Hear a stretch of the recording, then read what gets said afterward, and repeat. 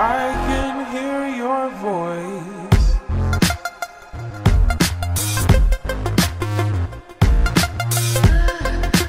Hello guys, yes, this is Kokoy and right now I'm very excited kasi magkakaroon na naman tayo ng review sa aking Merrell Ancestor 3. And yes, tama yung narinig nyo guys, this is not your typical shoes because it's a trekking shoes.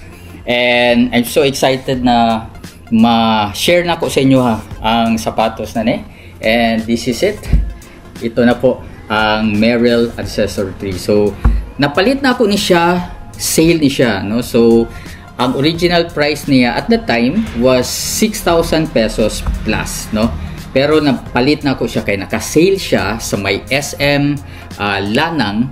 Napalit na ako siya for only 2,600. Oh, grabe, solid, solid.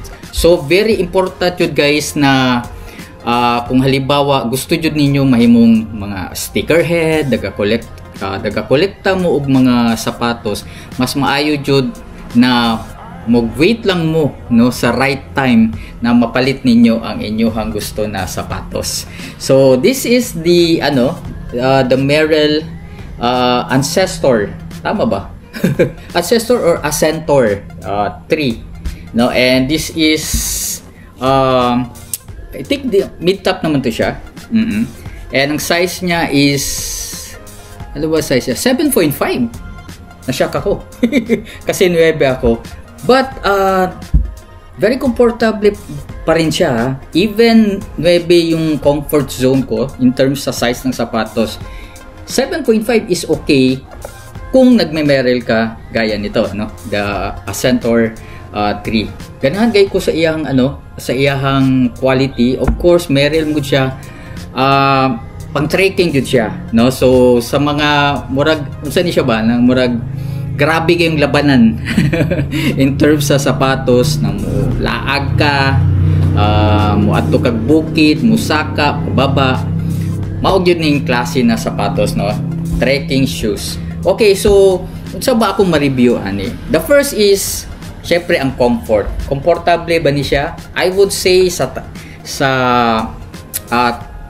I had 5 trekking shoes before and I would say ani ang pinaka-komportable na trekking shoes. I had Salomon XA Pro D, naapod ko'y Camel, saragot mga bar na murag okay na Camel na shoes, naapod ko'y lain klase na trekking shoes, no?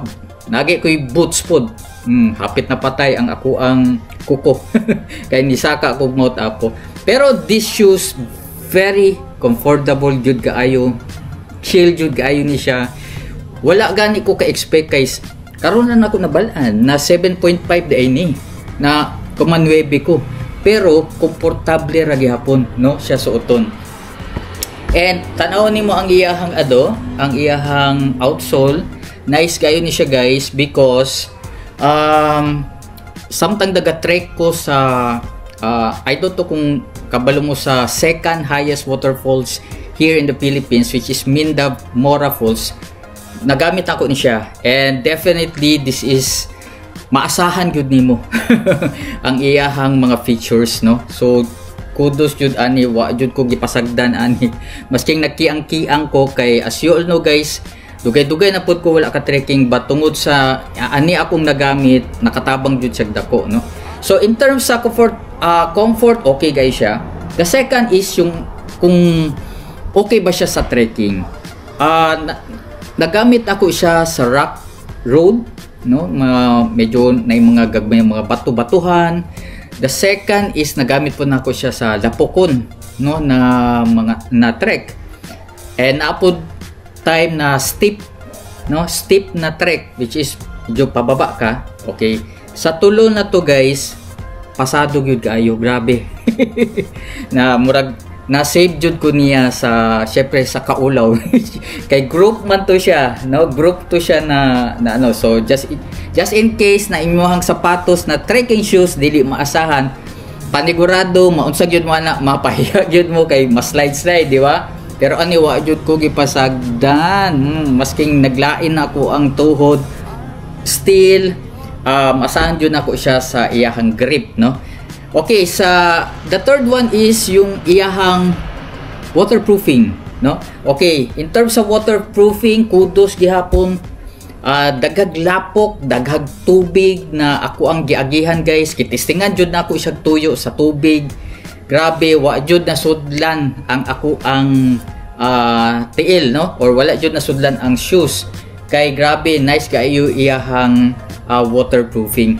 Naapod ni naman yata pud ni siya Gore-Tex na version aning Ascentor na Merrell, pero wala ko kabalo ato kung the same ba sila of features, pero ani siya waterproofing lang ni siya, guys.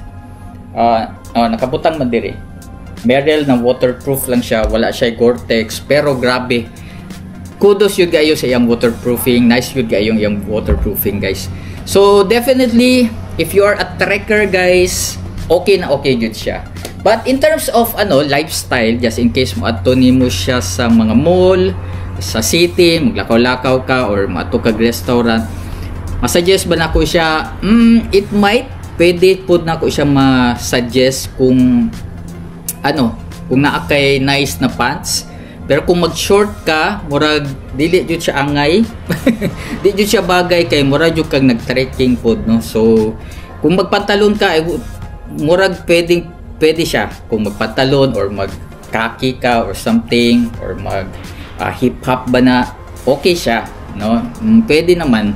Pero in terms kung mag-short ka, which is ako, permitting mo ako mag-short, murag dili jud siya bagay, no? So pero kapag trekking naman, okay na okay siya. So definitely ganahan gay ko aning Merrell na Ancestor. I definitely recommend this to my friends kung just in case taga-trekking po sila. So basically that's it. So daghang salamat, guys, sa pagtan-aw sa to ang syempre simple na video regarding shoe review. Unta nakatabang ko, no? Masking ginagmay lang, at least na mo idea kung gusto ba ninyo mupalit og isa ka Merrell na shoes. So thank you kayo, guys. This is Kokoy. Salamat.